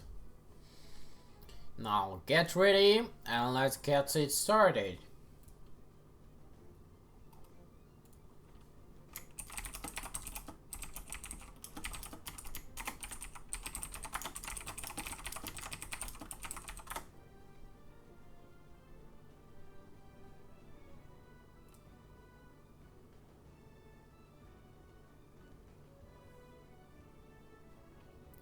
Yes, Colorfit, you seem to be right. Read here, start are unstoppable. So the game starts, and let's hope that Petro wins the second game, so we will see third game between these two great players. Otherwise, there will be just 2 games, and Sanyok will be advancing, while Petro would be forced to leave the tournament, which would be very sad.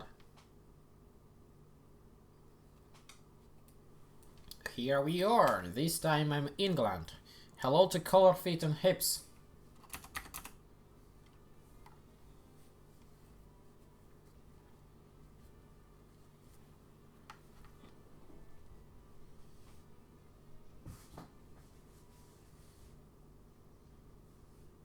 Saniak is here, Petro is here, and now waiting for Lord Eagle.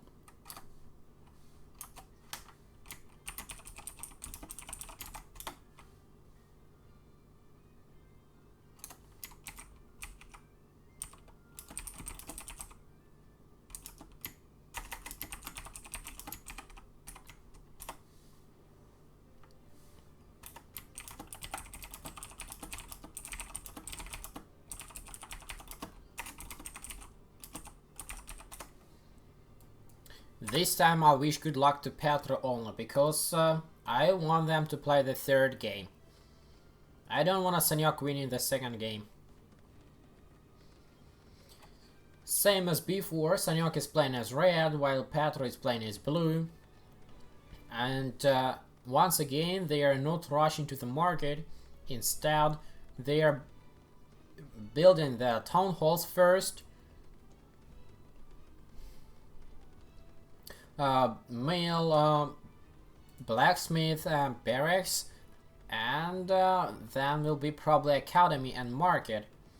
So Saniak is getting the barracks before the market, and he's getting the second barracks even before the market.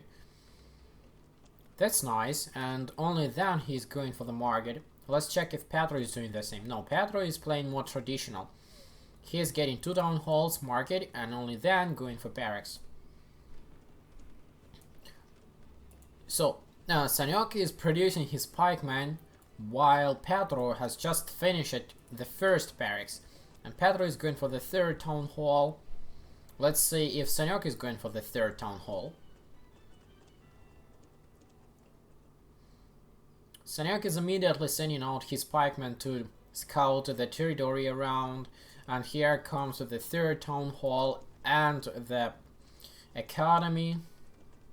You see how Saniak is placing his buildings close to each other and planning up his peasants' movement. So first he moved here to build the storehouse, then moved to the town hall, and then moved up to the academy, and then he will be just moving back to exactly the same place to harvest or collect or cut the wood. So the peasants are not spending time just walking here and there. This is very smart. But here are 3 peasants staying here and doing nothing. Now Saniak fixes that, and now Saniak has 3 down halls, 2 barracks, academy, and only 3 minutes 20 seconds of peacetime over. While Petro is lagging behind. Petro also has 3 down halls, he also has the academy, but he has just one barracks. Let's see if any of the players is going to play through Polish Wing Hussars. That would be nice. And Saniak is immediately advancing to another place to capture some gold mines. Here we can see that just one peasant is building a gold mine. I don't know why, but you see it's just one peasant. Solo lonely worker. But the graphics are actually very nice. And Saniak is advancing to both, to his west and to his north. Capture immediately placing 2 gold mines on this neutral territory, but Petro knows his tricks, and Petro is trying to do something about it, but it's not enough. This single pikeman will die to those pikemen from Saniak. And Saniak is just streaming his pikemen to the neutral territory and doing exactly the same thing for the second neutral territory, probably to capture more gold mines here and here. While Saniak decided to go back and stop this fight before the peacetime over, and Petro is still going for his tactics with the light infantry from the diplomatic center. 4 minutes of peacetime left. It's time to check the statistics. Petro got the wood production upgrade much faster. Sanyok has got the wood production upgrade and then the food production. Sorry, first food and then wood. This is probably because Sanyok was low on food and then he got some food production upgrades, harvested some food and then got the wood production upgrade. Let's see where is Sanyok's diplomatic center. So here is the diplomatic center and the siege Cossacks are coming from the diplomatic center as well, the same as the previous game. These peasants are starting to get here a little bit overcrowded, so it would be nice to send some of them up top here, or maybe here, or maybe even for the food production. Petro is trying to take over those gold mines with his light infantry, but I don't think that will be possible, because Sanyok has here much superior forces. Upgraded pikemen like these 5 upgraded pikemen could easily take out all of this light infantry, I believe. And Sanyok has here much more than 5 pikemen, but I'm not sure of how good upgraded they are. Now Sanyok keeping some of his units of the enemy territory, and if Petro would be able to attack these pikemen with the siege Cossack, all of these units would die. But it's not that important. Here we see like lots of light infantry units are walking here and there, and finally one of them decided to kill that drummer. And another drummer is coming to take the place. Now Sanyok is probably sending some pikemen to kill these pikemen. Sorry, Petro is sending to kill some of the Sanyok's pikemen over here. And Sanyok is retreating back. But it's still not saving his pikemen. Only 2 of them. 3 died. Or even more. 4 died. 2 left. Sanyok is gathering his small chunks of pikemen at different places of Petro's base. Look at this painting on the minimap. Here is some nice painting of the Petro's base with his the streams of light infantry units and pikemen. And looks like Petro is already switched to the stone production. Yes, so let's check the statistics.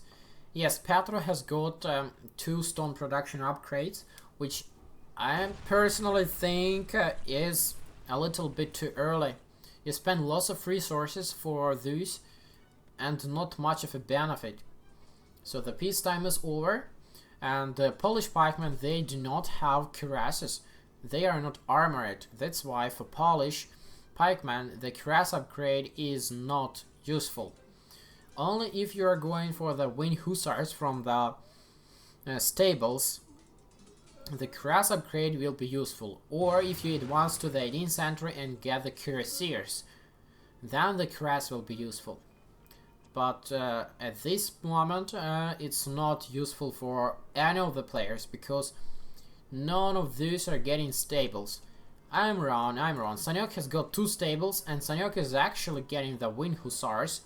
And those Wind Hussars will be a very nice addition to his Siege Cossack marches and harassment.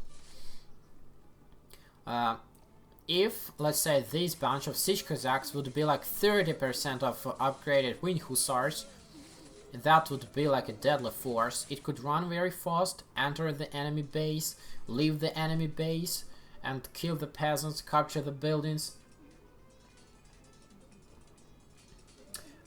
Yes, the peasants' capture is disabled. So, everything is able to capture except the peasants.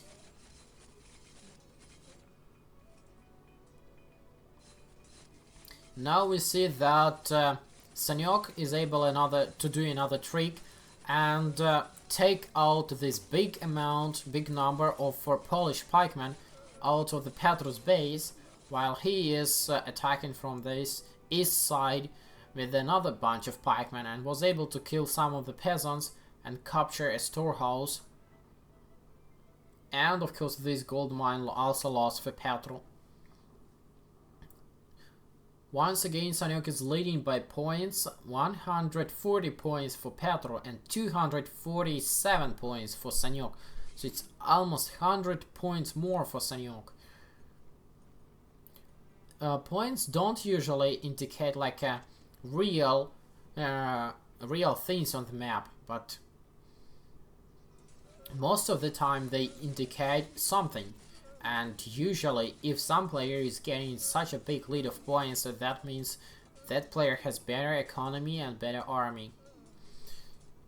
What I've said before, Sanyok is reinforcing his siege Cossacks with the Win Hussars, and now this mix of siege Cossacks and Win Hussars is not longer vulnerable to the enemy siege Cossacks. So Petro will no longer be able to protect himself against these raids with his own siege Cossacks, because these siege Cossacks will be very easily killed with Win Hussars.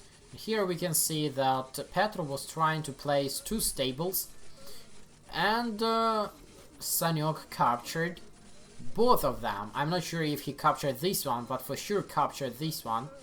Still, Petro was able to recapture this stable, and it's good for him, because Sanyok probably did not see it and was not able to destroy the stable in time. But still, this only proves that Siege Cossacks plus Win Hussars are deadly forces. These little pikemen are almost falling off this hill. Now we are going to see some exchange between attacks. Petro is attacking here. No, he's moving back or attacking, I don't know. And Sanyok is attacking over on this side. So they're trying to exchange some pikeman formations. But I think this formation of pikemen of Petro will not be able to deal any significant damage to Sanyok, while this pikeman could be game over for Petro. Unfortunately, I cannot check the pikeman upgrades through the statistics, otherwise I would just do that. And as I said, the pikeman from Sanyok, this formation is just wiping out Petro's base. And Petro is trying to do the same for the Sanyok's base, but Sanyok most likely will be able to properly defend himself. And now he's going to blow up this mine and kill pikeman from Petro, yes, exactly. And the base of Petro is absolutely taken by Sanyok. This is another game over. And unfortunately, this is game over and tournament over for Petro. Sanyok was able to take it 2-0, and he is advancing to the grand finals. Well played to both of the players, but Sanyok was just better, saving up the game.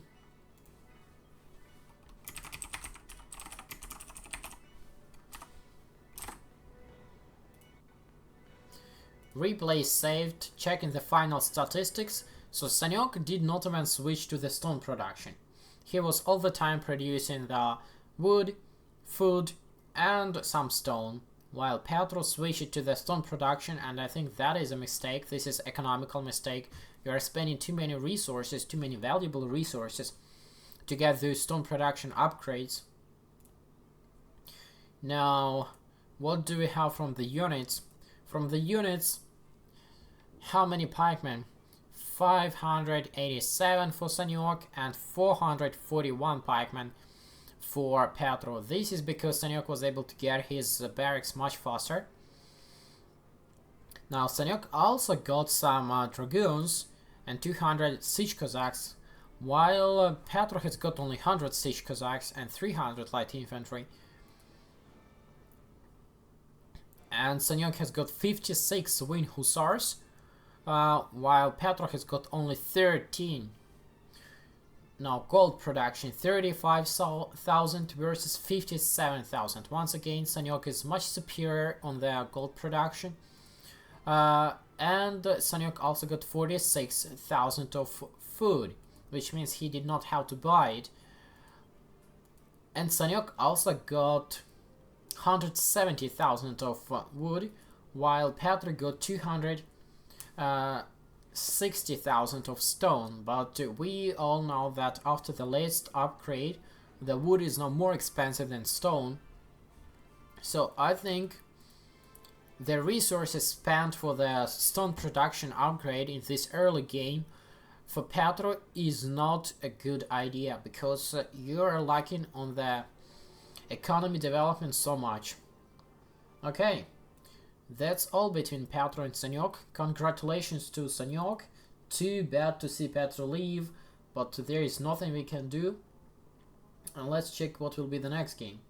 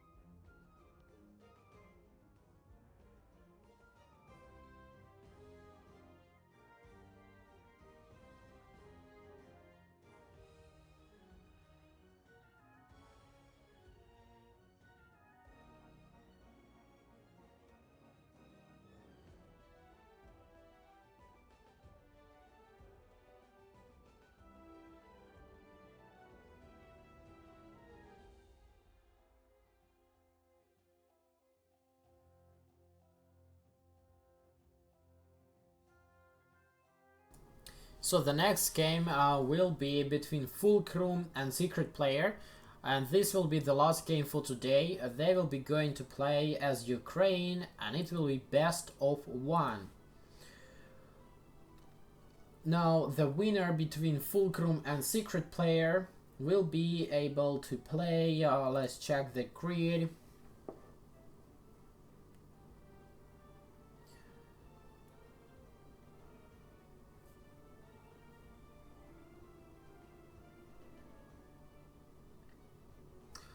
Yes, so the winner between SecretPlayer and Fulkrum are going to the final, and in the final they are going to face Sanyok. Sanyok just won the game, 2 games against Petro.